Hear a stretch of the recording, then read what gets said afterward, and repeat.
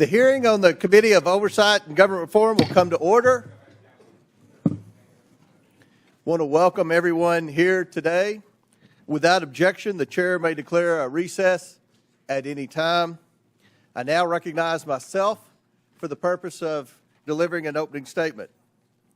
Good morning and welcome to today's full committee hearing on sanctuary cities with the mayors of 4 American cities: Boston, New York, Chicago, and Denver. Over the past 4 years, the Biden administration created the worst border crisis in American history. The Democrats said that President Biden did not have the power or the money to stop the flow of illegal aliens at the southwest border. Turns out, the only thing President Biden did not have was the willpower. In a few short weeks, President Trump has proved what we all know to be true. The Biden administration could have stopped the crisis at any moment if only they had the courage to enforce the law. Since President Trump assumed office, illegal entries at the southwest border have plummeted, a 94% drop in 1 month, 94%. Under President Trump, the world knows that there are consequences for unlawful entry into the United States. The border crisis was not the result of climate change, a lack of resources, or a failure to grant amnesty. It was the result of the last administration's deliberate choice.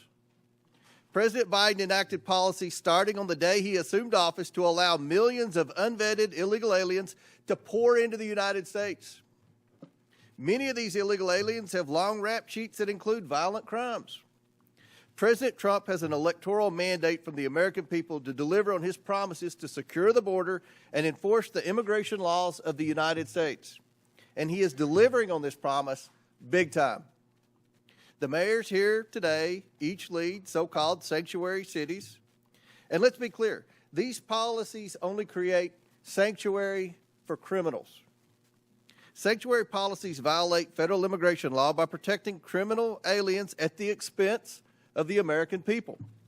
Sanctuary cities and states refuse to cooperate with federal immigration enforcement efforts and harbor illegal aliens.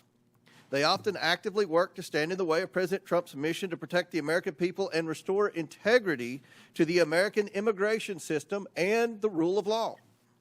Sanctuary cities forbid their officials, including those in law enforcement and public safety roles, from sharing information about illegal aliens in their cities with the federal government or turning over criminals in their custody to ICE.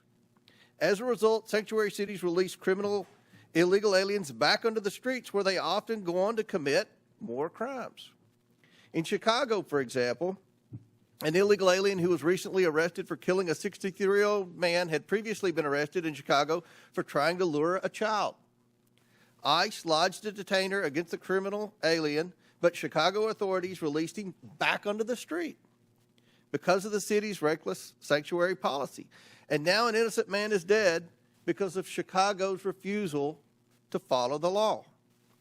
These reckless sanctuary policies also force federal immigration officers to go into local communities to apprehend criminal illegal aliens.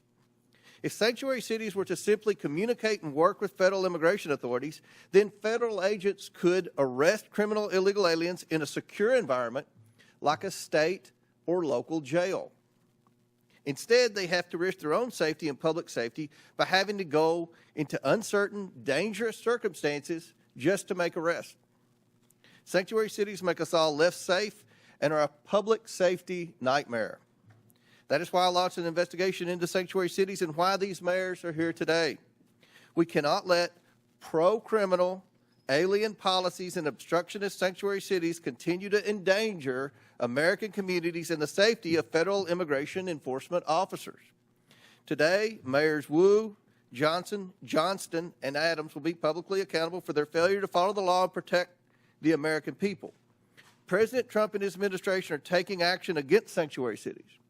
And Congress must follow, not by allowing a single penny of federal funding to go to cities and states that prioritize criminal aliens over the American people.